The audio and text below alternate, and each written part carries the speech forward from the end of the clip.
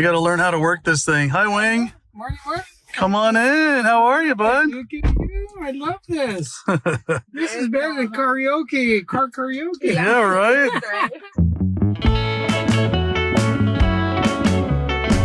Hey, welcome to Locals Only. I'm Eric Hale, and if you don't know me, I'm the guy that founded Local Magazine 14 years ago in my garage. It's been my job for all those years to tell you the coolest places to eat in all of Southern California, fun things to do so you have date nights that aren't boring, and we've talked to some really interesting people.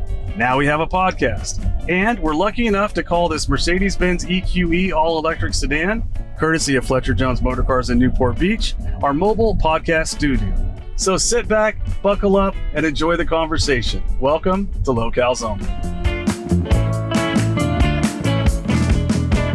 Today, we take a spin through the mean streets of Orange County. We're going to talk with Wahoos Fish Taco owner, Wing Lam. He's going to tell us about his immigration from Brazil to California, and we're also going to find out about a party for John Wayne that may or may not have ever happened. So sit back, buckle up, and enjoy the conversation on Locals Only.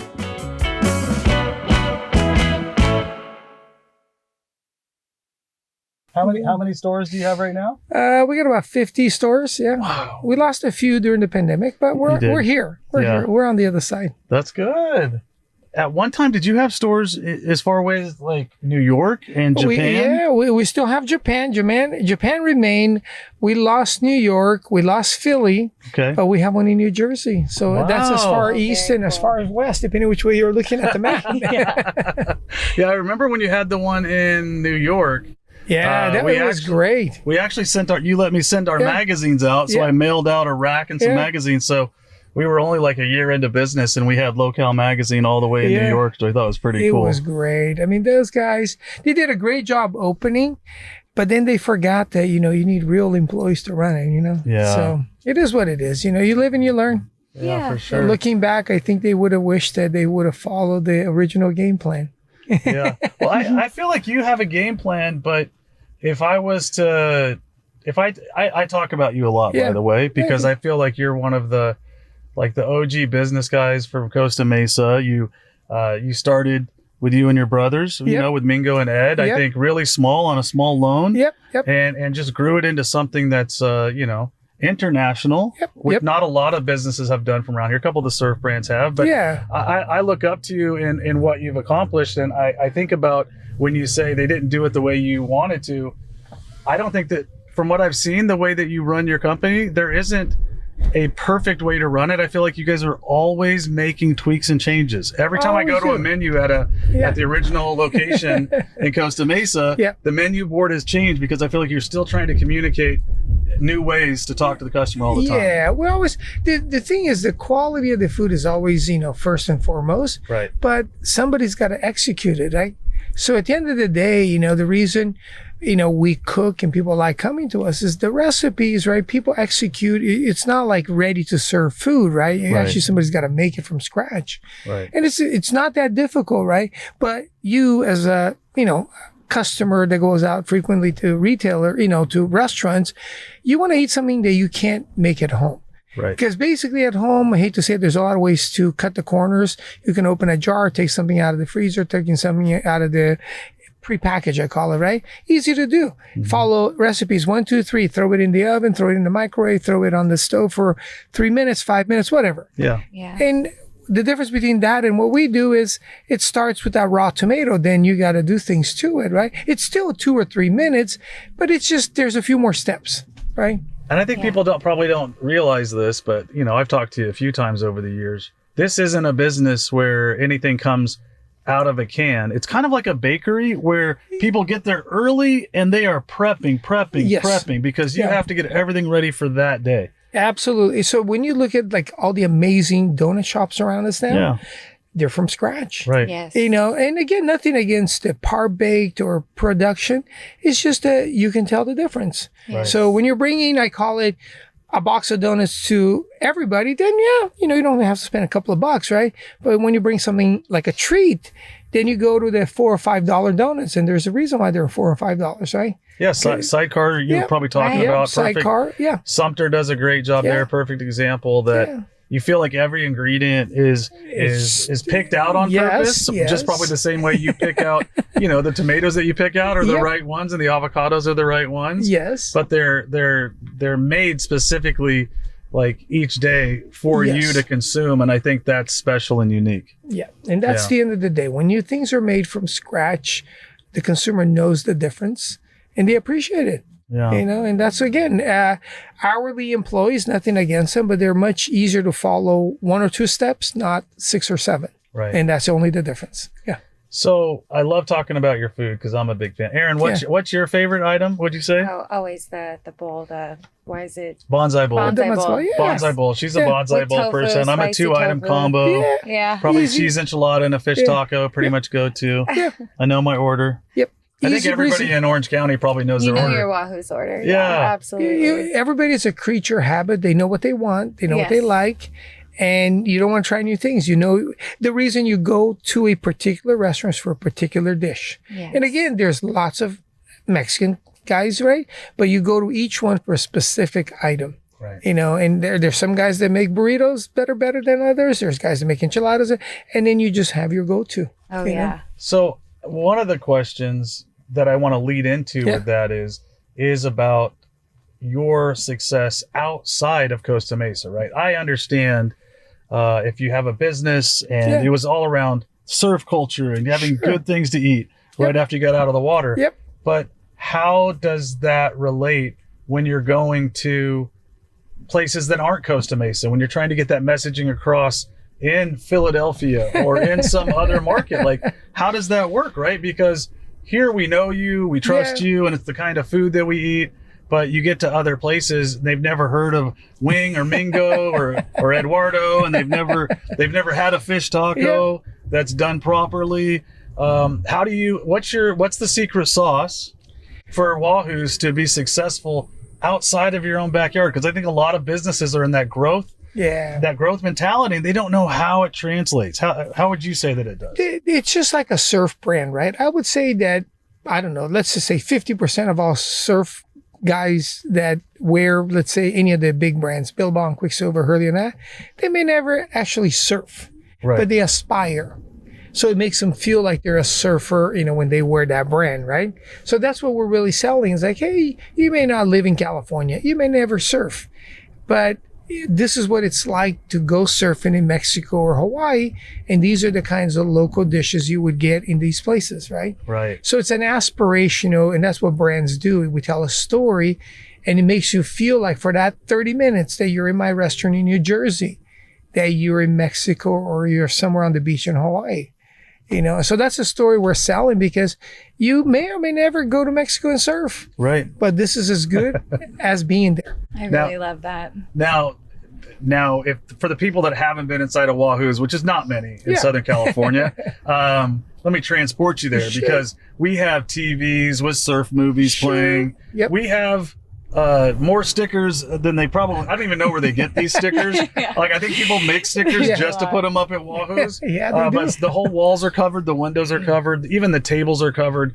And you talked about that surf, that kind of brings you in there. You feel like you're in some shack just with a bunch of surfers. But you also did a good job of working with brands and working with personalities. I'm thinking, like, I'm not sure if I'm right, but I feel like Shaun White, Kelly Slater, and brands like Billabong and Hurley and a lot more. You even went the BMX and that way. So how did you get that tie in, and how did that happen? Was it natural, or did you have to work for that?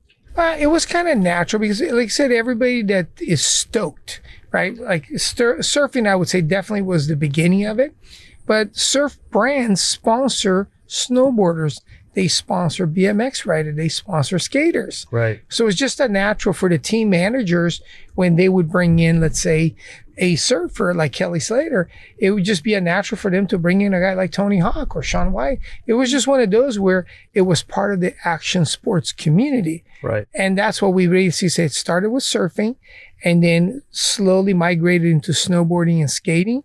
And pretty soon you had inline skaters, you had BMX, mountain bikers, because the whole community talked about it having a place to go before or after their favorite activity. Right. So you didn't feel like you had to chase them that hard. You felt like you did a good product that resonated with them, so they were kind of happy to support. Yeah, because they figure, hey, surfers hang out with other athletes, right? So as soon as you're part of one community, the other guys will embrace you. As long as you're part of one tribe, the other tribes are like, hey, maybe you ought to hang out with our tribe a little bit, right? And what happens here during the winter when it rains, a lot of surfers will stay out of the water because the runoffs. Oh, yeah. But when it rains, it snows. Right. Yeah. Oh, yeah. So it's just a natural when that. it rains, it you know, snows. I love that. You know what I mean? Let me just ask you about this, and this is a little off topic. Sure. The look of Wing has been pretty much the same since I've known you. Oh, yeah. How long has this been your iconic look? And I mean, this just doesn't change, right? This is just your look. Pretty much, I say about 30 years, right? Because early on, it was the short hair and all that because I had just come from corporate America. Yeah. But as things kind of started evolving, I call it, I realized, I go, hey, you know what? I might as well like do one of two things. I say, you know, to kind of fit in the action sports spaces, either shave your head or let it grow. Yeah. I say, you know what? I kind of like my hair, so I'm going to let it grow. I love it. And then along with it, I'm like, I'm going to see if I can grow a Fu Manchu like my dad. And it grew. So it's just been a part of it, you know. So I'm the only one in the family that can grow a Fu Manchu. So it's kind of I pay tribute to my dad. And the two of us, when we're together, we have a lot of fun, you know, and people are like, hey, you kind of look like your dad. I goes, well, thanks, you know. Oh, yeah. Oh, that's right. I think I'm starting to look at like my dad the more I get older. I don't know if that's a good or a bad thing, but Yeah, we got to get there, you know. let's talk about your parents, because this is something a lot of people might not know. Yeah. Is kind of where they got their start, because you have roots in the there goes somebody really fast. You have roots in the restaurant business, am I right? Yes, I do. So luckily for my parents, you know, they left China after, you know, World War II, the communists, you know, took over. Mm-hmm. So my dad kind of took off first. He went from, you know, China to Hong Kong to Japan and to Brazil. About 10 years later, my mom followed the route because she was basically told that all of my dad's friends had remarried along the way because their wives were stuck in mainland China. Oh. So my mom said, hey, if I don't, you know, and my oldest brother was about 10 years old at the time. Okay. So she said, hey, if I ever have a dream of seeing your dad again, I got to go all the way to Brazil. Otherwise, this is never going to happen. Right. So my mom did. She, you know, scrounged her way, borrowed and, you know, some money, and it was able to get all the way to Brazil without speaking a word of English or Portuguese at the time.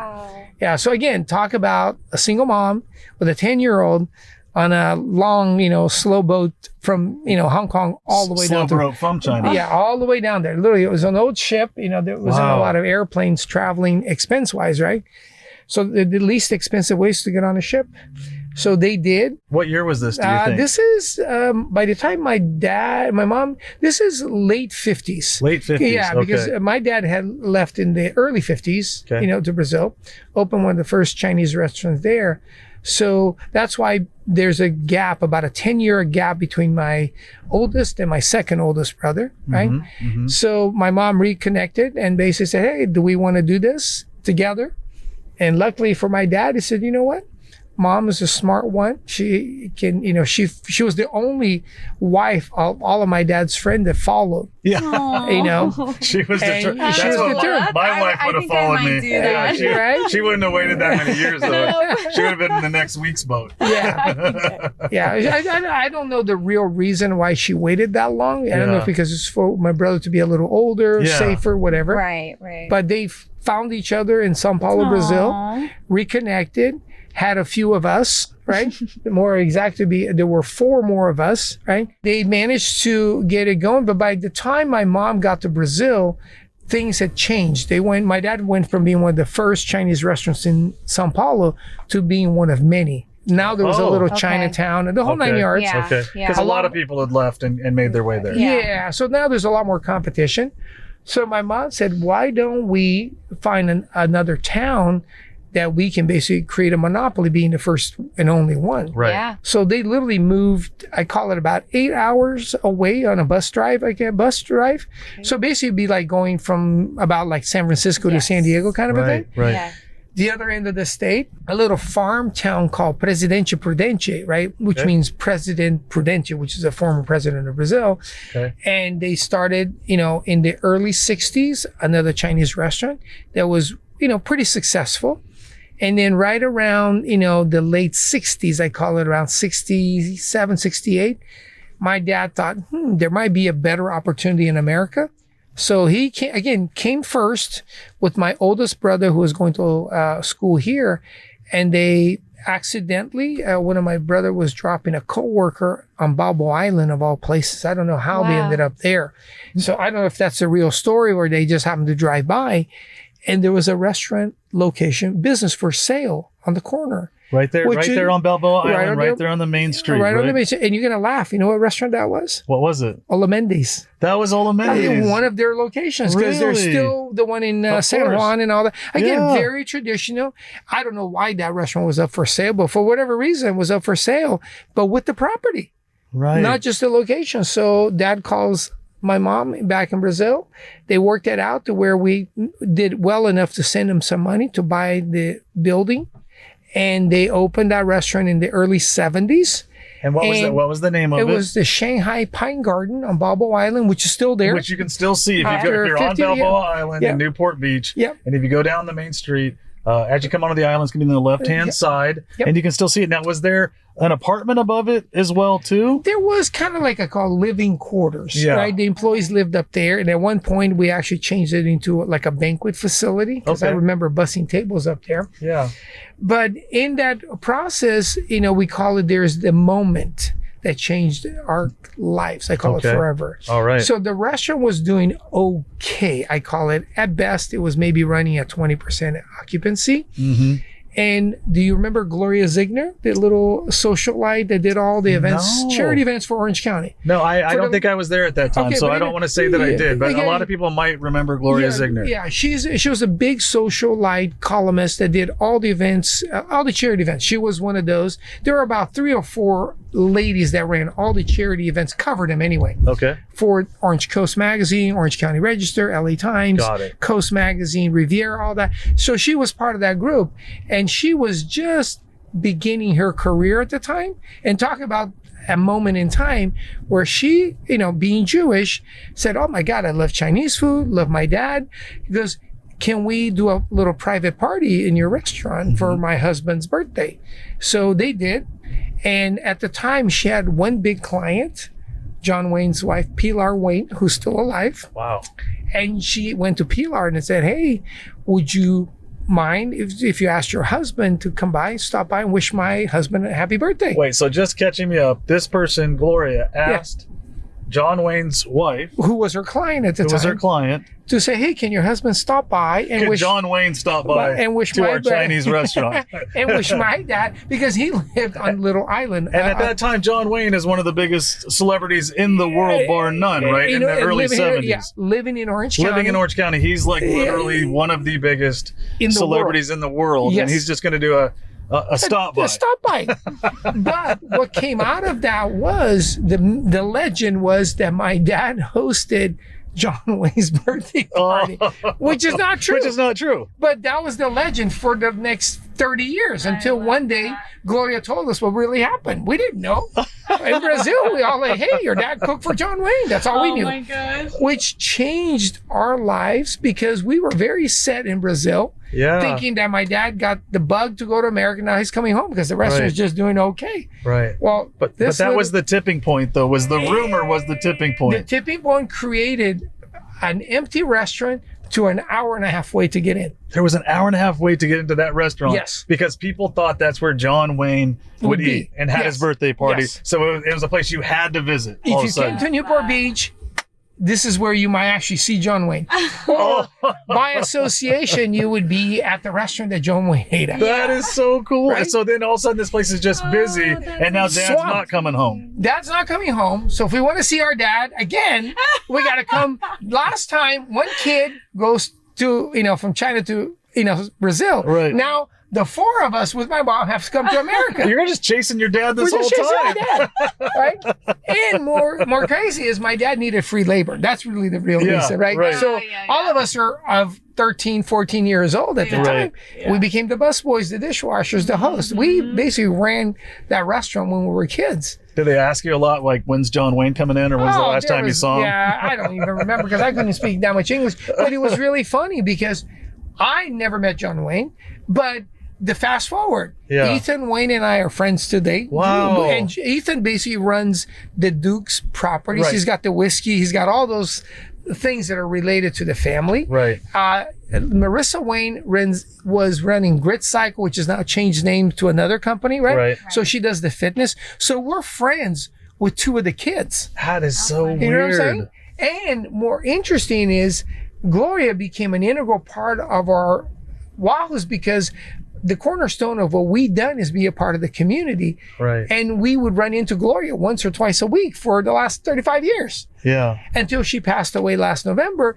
But Gloria's son Mark and I are friends today, which is funnier than anything, right? Because, and to be able to tell the world that the reason we're in America is because of Gloria. Right. Otherwise, we all be in Brazil, you know, climbing Having a Chinese restaurant in Presidential Preferentia, or whatever you called it. Yeah. Yes. Wow. And Wahoos would never get started. And I think that also probably speaks a little bit to Orange County. There's 3 million people here. Oh, yeah. Right. And, you know, inside that 3 million, there's a lot of different cities, right? Oh, but yes. when you boil it down start getting into Costa Mesa, Newport Beach, and those areas where you guys started, it's a smaller community. Yes. Right. So you're literally said the generations just passed down between family members, and now some of those people that your dad did business with, you're doing business with, which is really neat. And to be able to run into people that say, oh my God, that was my dad's restaurant, or this is my kid's favorite, right? One of those two, because if you live in that Newport Mesa area,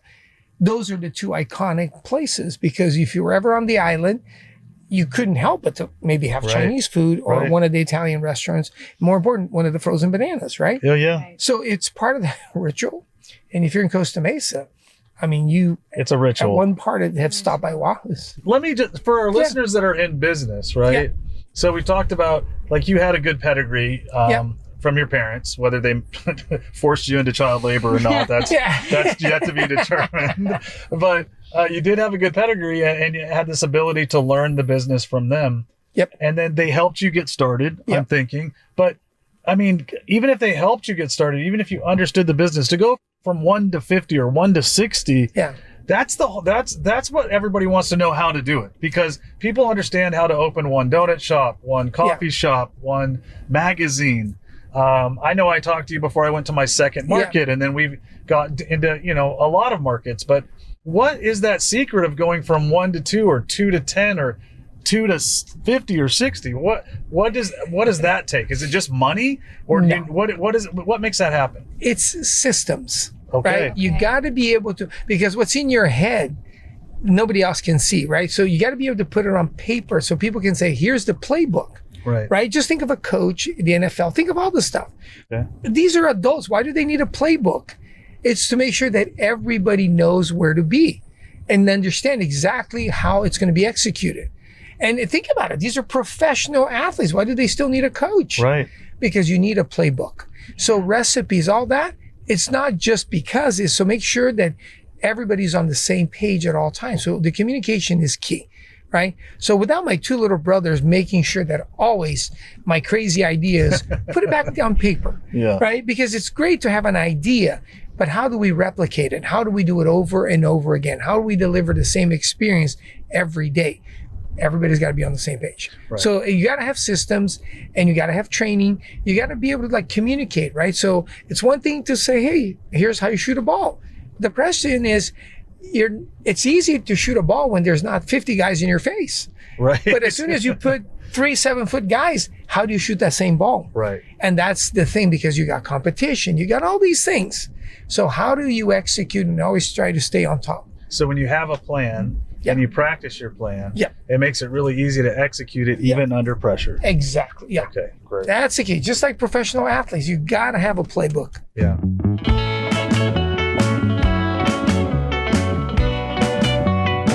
Hey, thanks for cruising with us today on Locals Only. I want to give a special thank you to Wing Lam for being here and sharing those fantastic stories. I want to thank everyone on the Straw Hut Media team, including executive producer Ryan Tillotson and our editor and producer Parker J. Hicks. And as always, a big thank you to Fletcher Jones Motor Cars in Newport Beach for providing this beautiful Mercedes-Benz EQE to be our rolling podcast studio. Join us next time on Locals Only, where you can buckle up and go for a ride in our mobile podcast studio with some of the coolest people in Southern California.